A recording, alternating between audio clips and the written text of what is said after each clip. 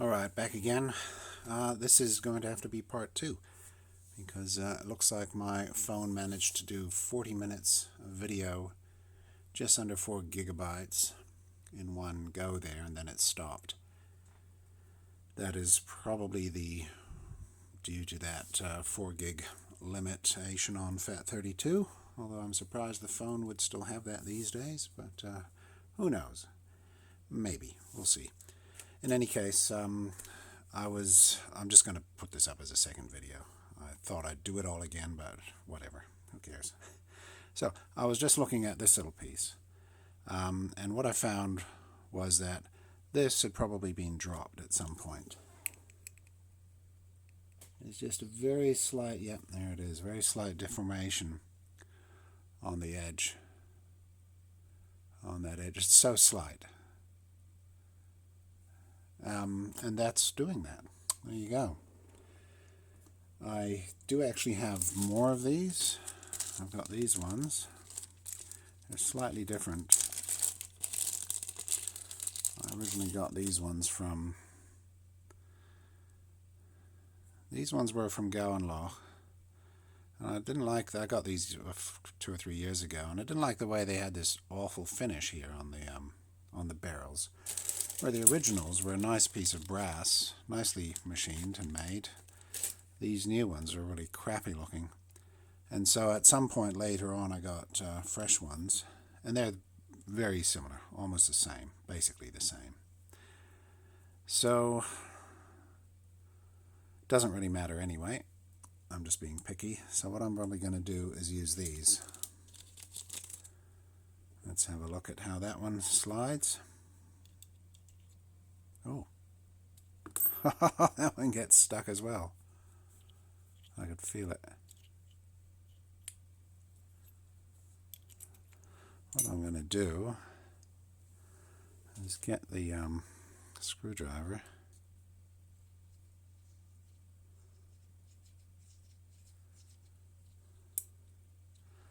That feels all right.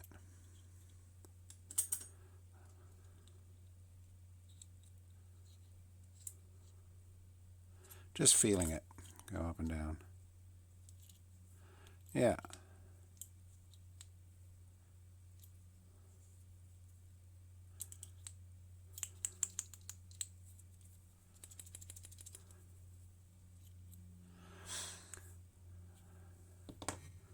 I'd say that's fine, but it's just...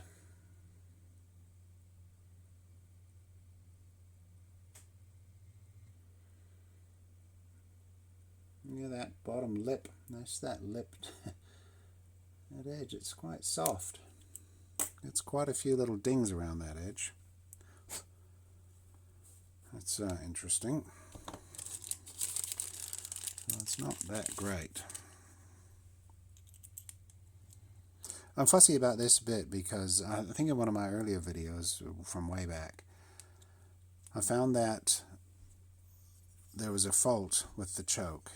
And I found that when it was screwed on tight and you lifted the choke and you then released the choke, that one of the slides, and in fact that would be this one, this is the upper cylinder, if I then, it would come back, and then if I loosened this screw very slightly, just gave it a tweak, all of a sudden you'd hear the choke drop down. And so it was...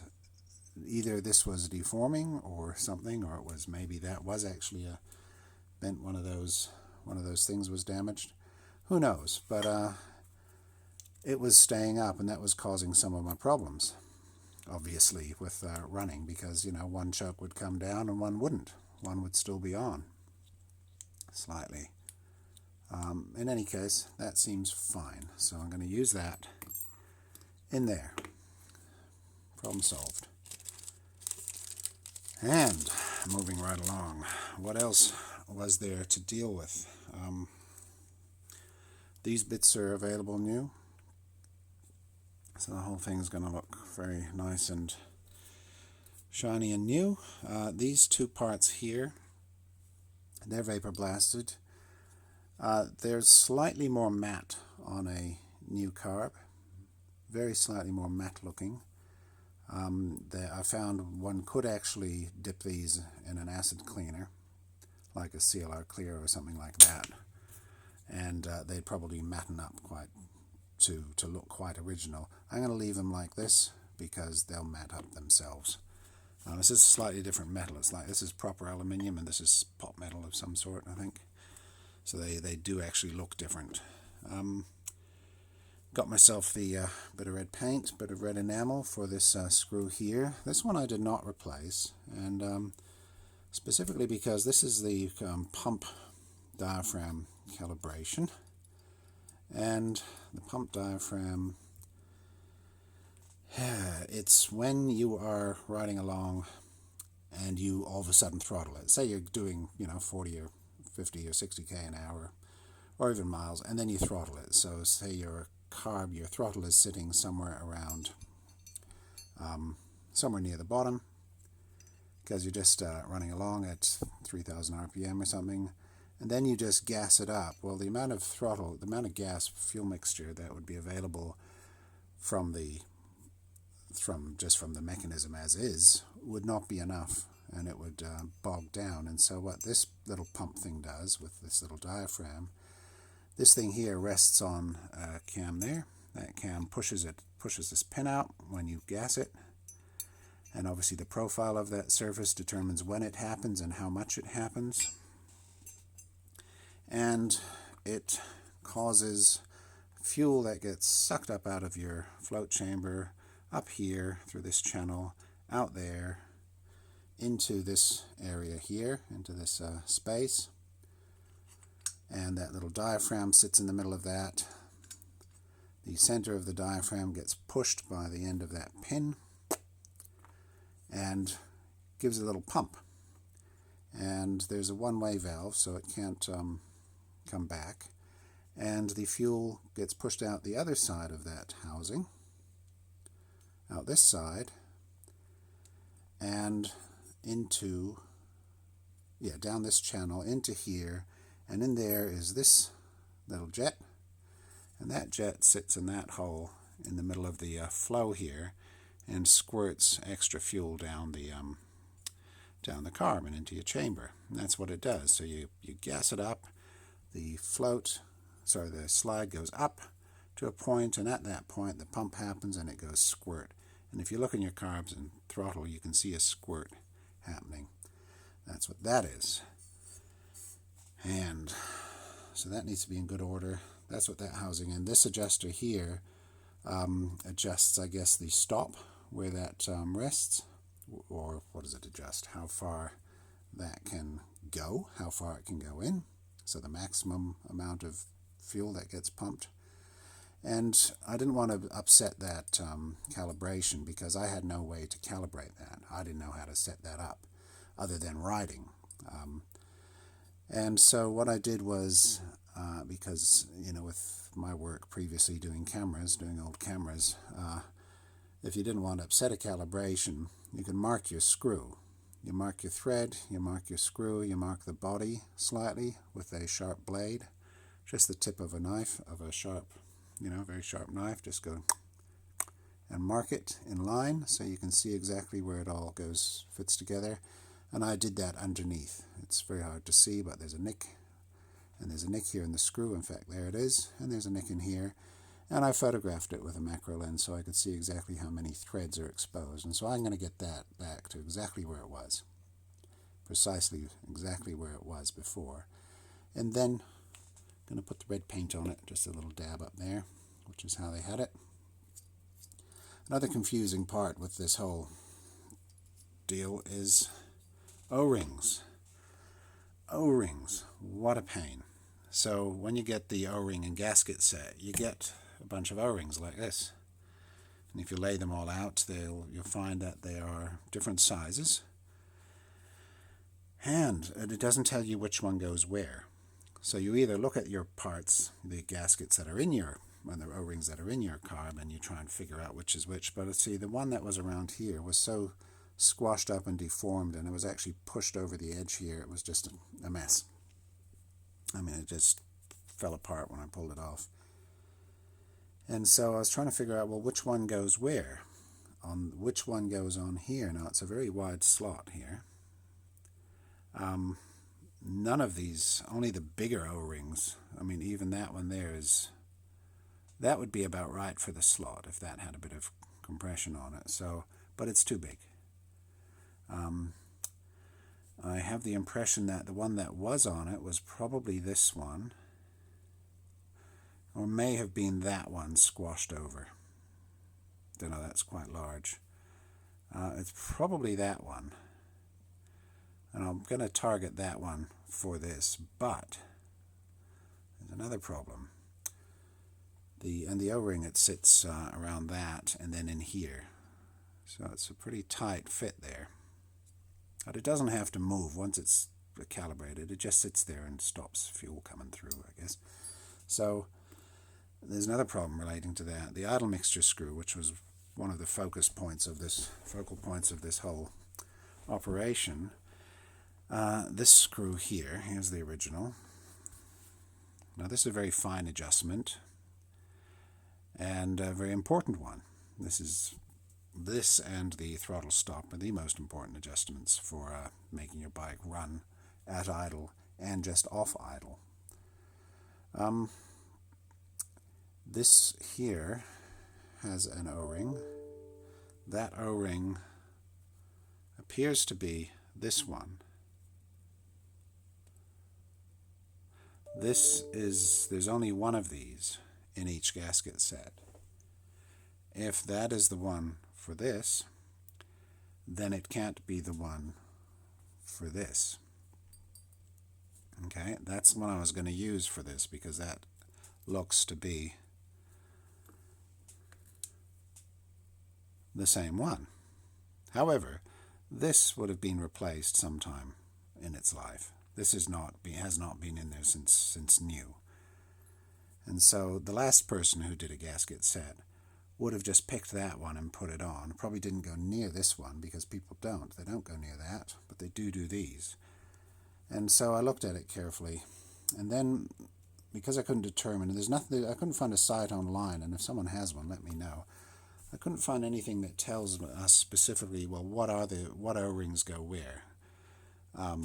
By dimension, something that I can measure and determine exactly what goes where.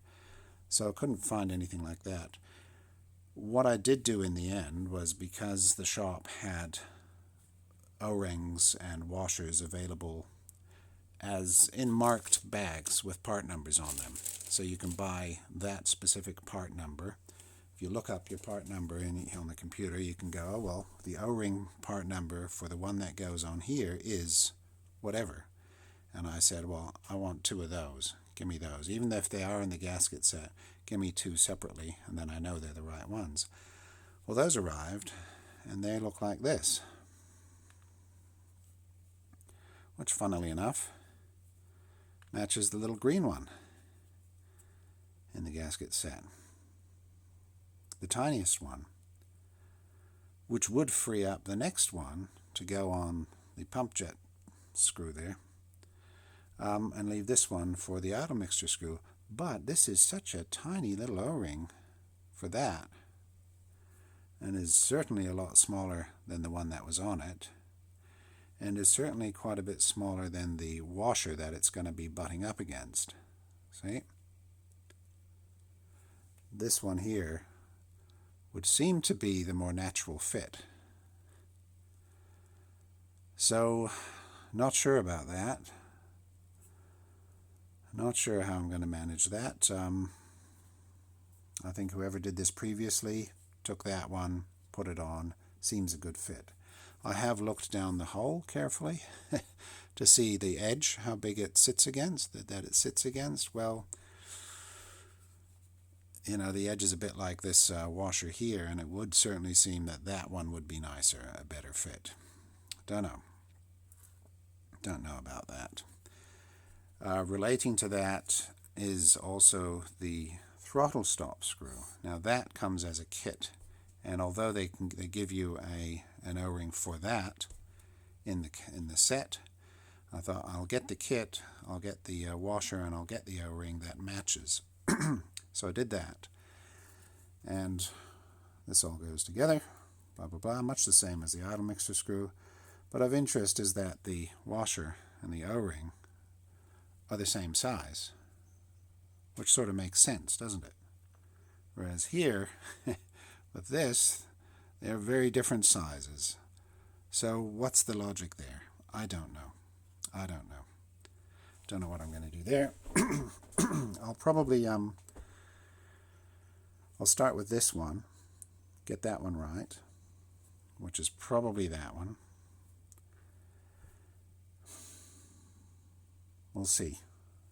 I believe, buy here. There's an extra small one. And I've got some extra. No, there's size up. I got some extras at different sizes, just not the tiniest one, although I do have 2 spare of those really. I'll just try them out and see how they fit. I'll just go by feel, what seems best. Alright, what else before my camera runs out of steam? Oh yeah, there's something interesting about the idle mixture, and again this is the important bit, so I'm quite fussy about that. I think I mentioned earlier about that angle there, and how it basically squirts the mixture into the back of this thing here, which is not so great. But relating to that, anyone who's played with the idle mixture knows that you typically get told, now if you look in the DellOrto manual, you can download it offline, there's a carburetor tuning manual guide sort of thing, discusses what the parts are for, what they do. It's worth a read. And so if you screw, and it always says, screw this all the way in, idle mixture screw, and then out usually 1.5 turns, which is there. And then from there, adjust it. That's what they say. Now of interest is that I can look at that hole, I can see in that hole, and I can just spot that exactly at 1.5 turns. I can see that the pin, the little pin on the end of that screw, covers that hole, so it's closed. And at 1.5 turns, it starts to open. The end of the pin starts to come across. So that explains the 1.5 turn instruction. At 1.5 turns, it starts to open. 1/2, 2/2, 1.5. Starts to open, and if I look at it very carefully, then I find that at another 1.5, I think it was about 1.5 and 1.25. So about 1.5, just under 1.5 to 3 turns is where that hole is either closed or open. So my interpretation of that is that if your carb, if your idle mixture doesn't adjust correctly within the 1.25 to 3 turns, then something else is wrong. It shouldn't do anything at half a turn, and it shouldn't do anything at 4 turns or 5 turns. It's well out of that range. It should work, take effect between 1.5 and up to 3 turns out from all the way in. All right, what else?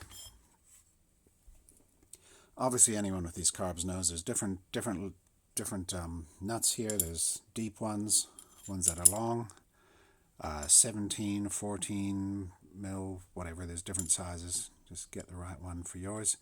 And as I was saying before, the main jet holder matters, because the one that goes on this particular bike with the jet inside there, won't work with, I presume you can't put, well, you have to get the right ones for your bike, so be careful to order the right parts there.